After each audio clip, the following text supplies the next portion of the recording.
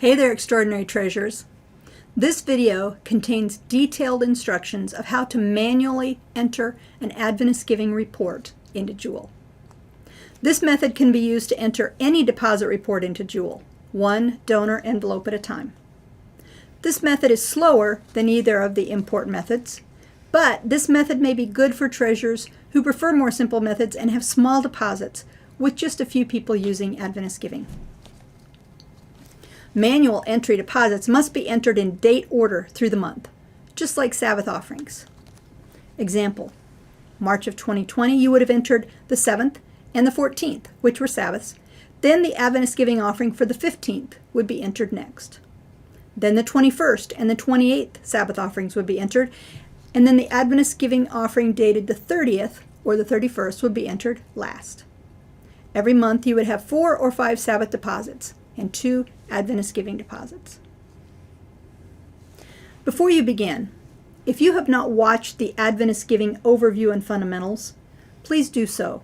It will save you a lot of time and frustration. Make sure you're using Chrome or Edge as your browser. Adventist giving will not function well with Explorer or Safari. The following instructions contain 5 steps. Follow these instructions carefully the first few times so you don't accidentally skip anything. Once you've done it several times, it will become easy. Ready? Here we go. The first step is to access your Adventist giving account. Go to adventistgiving.org and click on Log In. When the login info box opens up, enter your email and password information. 2 things here are very important. If you're going to have your computer remember the login information, make sure you write it down and store it safely with your other passwords first so you have a record of it. There will be times when you need my help, and if you don't know your password and can't share it with me, I won't be able to help you as effectively. And 2, if you have your computer remember the login information, make double sure that the computer is password protected, that no one can open the computer without a password. Watching the video in the security section on passwords will be helpful in understanding this subject. Back to Adventist giving.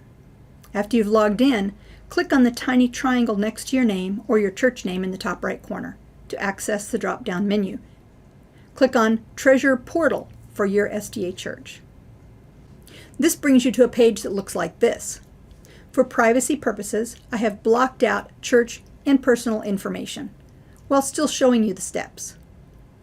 Click on Generate Reports, which brings us to the official deposit reports page, which we will talk about in the next video when we cover step 2, choosing and printing the deposit report.